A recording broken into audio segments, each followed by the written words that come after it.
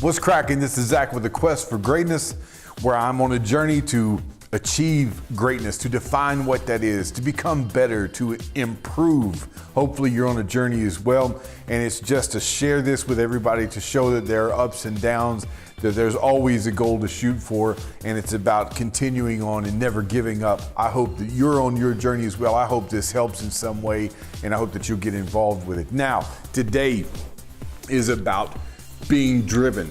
It's something that I have struggled with. I need this lesson as much as maybe some of you out there do as well. But we need to define what that means so I know what it looks like, so I know how to achieve that as well. So these are 4 aspects of what it means to be driven.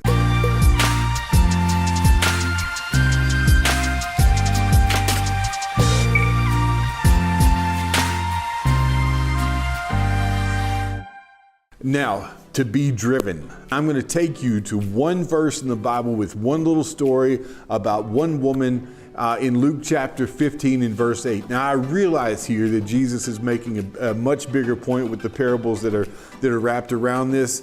But for the sake of this video, we're going to look at 4 aspects that we can find just from one word, actually, in the text. I'll be reading from the ESV, but in Luke chapter 15, in verse 8, I want to make sure I get it word for word. Or what woman, having 10 silver coins, if she loses 1 coin, does not light a lamp and sweep the house and seek diligently? There's our word.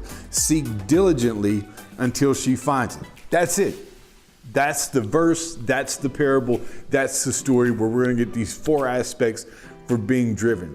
Now, looking for something. There's the time I lost a $100 bill in Walmart in Boone with kids having done some shopping and wearing the wrong set of shorts to be carrying a $100 bill in, and somebody got a little richer that night, and you hope that somebody who needed it got it. I could go with that story, but I think I'm gonna go with being a jeweler. We have in the store that I work in, we have a shop, if you will, in the back of it, retail in the front, and there's 3 of us for the most part in the back that work as full-time jewelers. Now, when you lose a diamond, whatever size, especially if it's a customer's diamond, bear with me because we've never ever lost a diamond and didn't find it. I can find all of these 4 concepts, these 4 aspects in losing a diamond at the jewelry store. I can find them all in this small short story right here in one verse. So what's the first thing? What's the first aspect of being driven? It's exertion. It is going after it. I'll use another word, striving. I'll try to be like a thesaurus here and give you these, but it's just going to work and working hard and going after it, getting after it. That's at least the first aspect. Now you can imagine this woman having just 10 coins, losing 1/10 of what she had, and how she immediately goes to work. When we lose a diamond or something like that in the shop, or you drop one, I shouldn't keep saying losing, but you drop one, you don't know where it is, I guess that's lost. What's the first thing you do? You go to that immediately. You stop whatever else it is you're doing. Everything else is second place, and this takes precedence. I got to find this. Well, is that how you treat whatever it is you're going after? For me, it's about being that much better of a person for God. It's about growing in all of these aspects that He wants me to grow in. It's about being driven in every aspect of life, whether it's with my family, whether it's with this channel, whether it's with my job, whatever the case is. Am I going to be driven? Am I going to be driven to be a better speaker? So it applies everywhere. Now, in the bigger picture, am I going to be driven on this quest to be greater? Because that's always the goal. That's always right there in front of me. And it is exertion, it is striving. And when you think of striving, man, you think of somebody who's working hard. You think of somebody who's sweating. You think of somebody who's pouring themselves out, if you will, into whatever it is they're doing. Does that define you? Yeah, I know it's difficult in our culture, and there was so many so many options for entertainment, options for my attention and your attention, and so many distractions out there. There's my word for me. So many distractions. Can I stay focused? That's going to be another aspect, but this one of just going after it, just doing. I hear guys like Gary Vee constantly talking about just go do something. Stop overthinking it, stop planning, and go do. Are you driven? Well, this woman exerts. Let me give you another verse as far as striving. In every verse I pull from here uses at least this word or the root of it in some way, shape, or form. 1 Timothy chapter 4 and verse 10 says, "For to this end we toil," or we work, we labor and strive, because we have our hope set on the living God, who is the Savior of all people, especially of those who believe.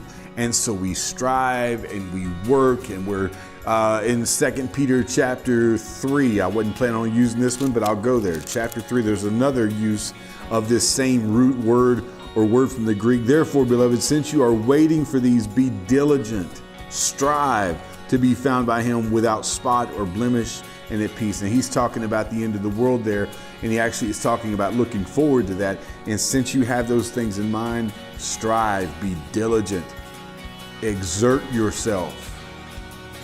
Now, you're probably exerting yourself in some way, shape, or form, and the question is, what's the reason? Why? What is it that you're really doing, that you're really accomplishing? Does it all focus into one central goal? For we as Christians, it's got to be that. Everything else has to feed into my striving to do the things that were talked about in 1 Timothy and 2 Peter chapter 3. So the first one is to strive, is to be driven, is to exert yourself. Second aspect of being driven is acceleration. It is doing so quickly. Going back to the story here, this woman loses her coin. She stops everything. How do you think she looks for this? Is it just sort of haphazardly? Is it just sort of nonchalantly? She just happens to look for it. If she doesn't find it, she'll come back and find it later. That's not the way it reads here. She is after this coin, and she's searching quickly with purpose. Now, does that fit you? Quickly. Some of us are a little slower paced than others, but to go after it with that exertion and to do so accelerated with speed, to not wait, to not stop, to not rest. The Proverbs says a lot about the folding of the hands and the lying back and the resting and so much, and how it can destroy us. And I have been guilty of this as well. Laziness, if you will. This has nothing to do. She didn't have anything else to do but look for that coin, and she was going to do so quickly. For us in the shop, going back to my illustration, in the repair shop, you drop a diamond, what's happening? Time is money. So when I'm looking for this stone, instead of doing the work, now I'm on this new course, this new adventure, and it is an adventure finding some of these small stones in this massive repair shop. That's time that I'm wasting that could be used to make money. Now, if Mark has to come back from his bench and help me look for the stone, that's two of us wasting time. And if Heather comes over and if Chris comes from the office, multiple people wasting time. How do you think we're looking for this? We are searching quickly to find this thing, to not waste time, to make sure we have it, and to set ourselves at ease once again. So you get this idea of sort of being frantic. Does that describe you? Does it describe me? So in Luke chapter 19, we meet this little guy named Zacchaeus, literally. This little guy named Zacchaeus who is come to see Jesus. And I'll read you the story to get to the couple of verses in 5 or 6 real quick. He entered Jericho and was passing through because my name's Merle Haggard. All right, let's try that again. Luke 19 in verse 1, he entered Jericho and was passing through, and there was a certain man named Zacchaeus. He was a chief tax collector and was rich, and he was seeking to see who Jesus was, but on account of the crowd, he could not because he was small of stature, short. So he ran on ahead and climbed up into a sycamore tree to see him, for he was about to pass that way. And when Jesus came to the place, he looked up and said to him, "Zacchaeus, hurry and come down, for I must stay at your house today." He was just trying to get a look at Jesus. He was just trying, to see the man. And Jesus addresses him dead on, calls him by name, tells him to hurry down out of that tree. I'm coming to your house. We're going to go eat. So here it is. So he hurried, diligence. It's related to that same word in Luke 15:8. He hurried and came down and received him joyfully. How fast do you think Zacchaeus was moving? How fast are you moving toward your goals? Because that's a part of being driven. It is about acceleration. It is about moving quickly. It's about exertion, as we already learned. That's number 2, acceleration. Move quickly. Aspect number 3, to be driven is to do so with precision. We got exertion, acceleration, precision. When you think about this lady looking for this coin, what's the focus? Laser focus, looking in every possible place, in every possible spot to find where this is. She is thinking about every possible place she's been. She's thinking about every possible place it could have dropped or rolled to, or whatever the possibilities are, the scenarios are where she can find this coin. It is with precision, with accuracy.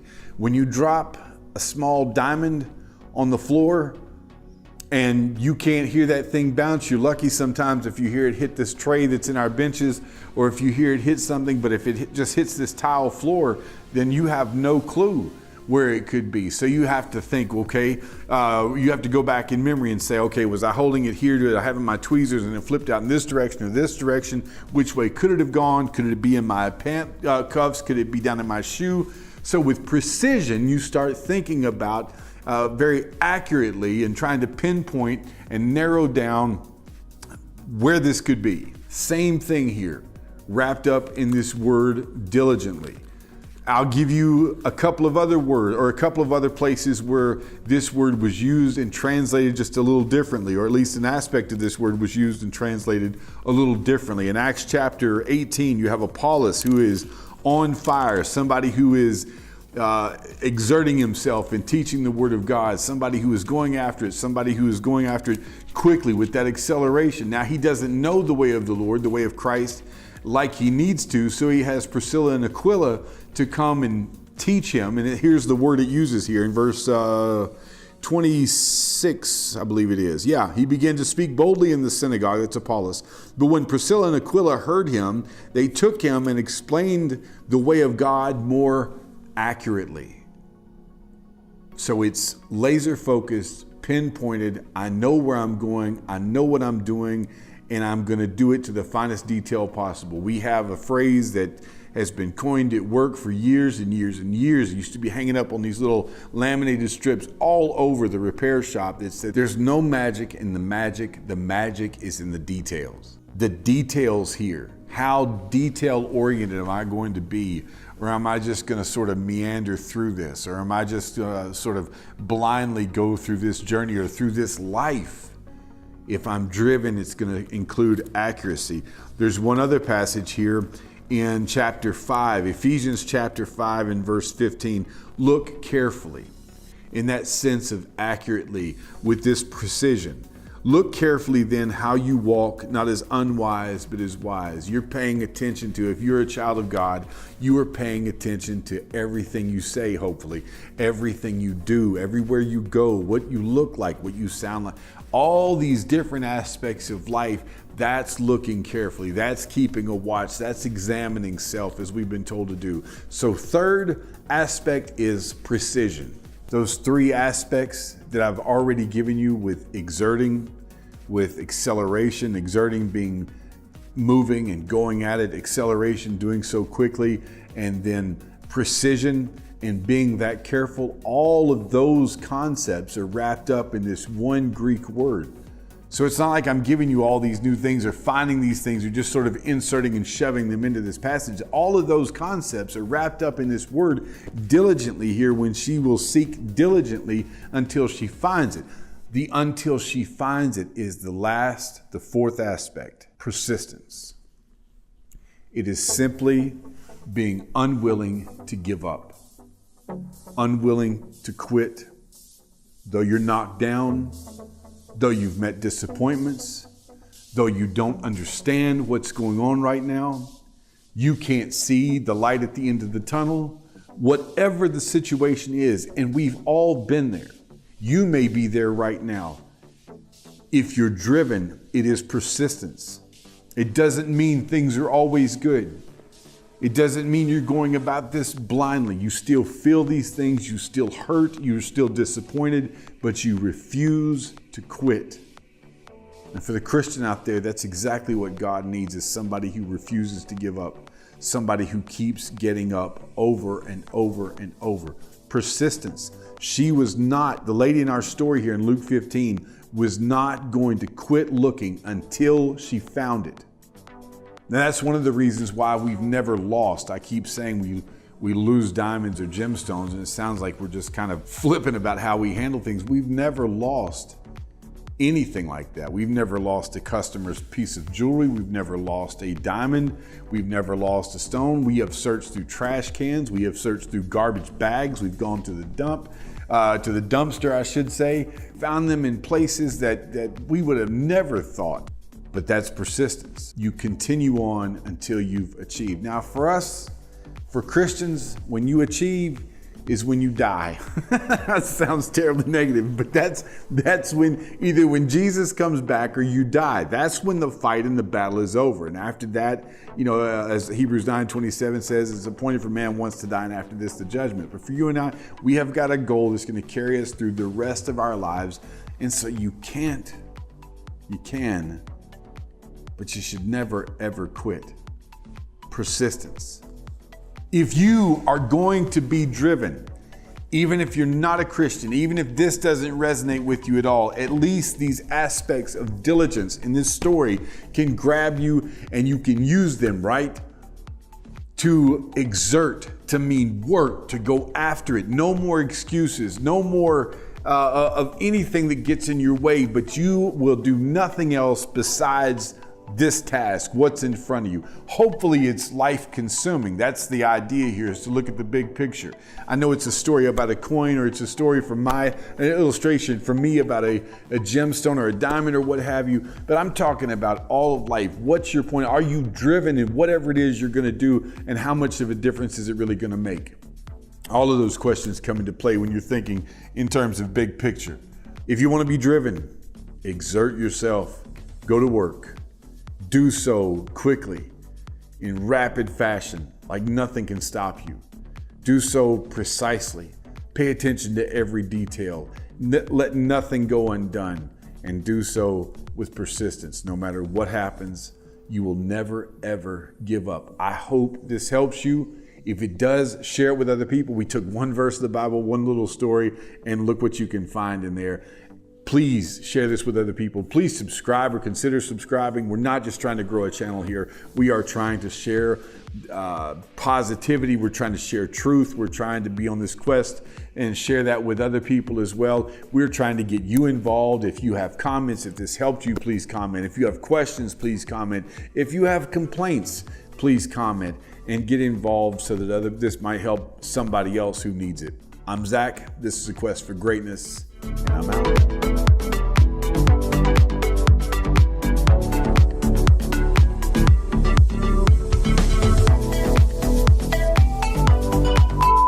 All right. 3. What's up? Tired of saying what's up. 4th take.